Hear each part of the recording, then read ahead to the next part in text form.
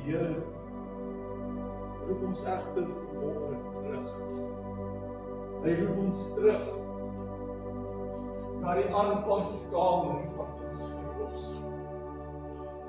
Hy roep ons terug soontoe, want die gedrag en die gesindhede wat ons teenoor mekaar openbaar, die gedrag en die gesindhede waarmee ons rondloop, pas nie by ons nuwe lewe nie.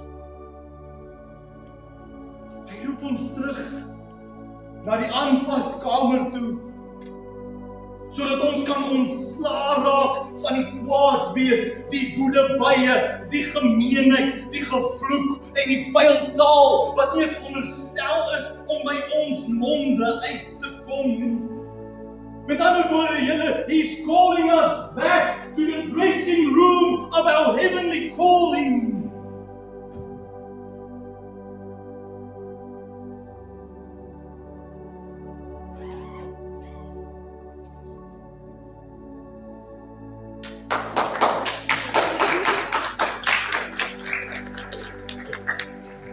Calling us back to our heavenly prison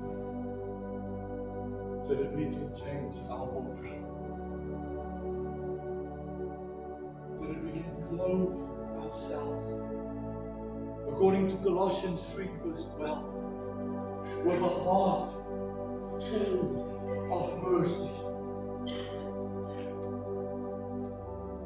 with kindness, humility, gentleness and patience. Julle om mekaar te verdra, te vergewe en lief te hê.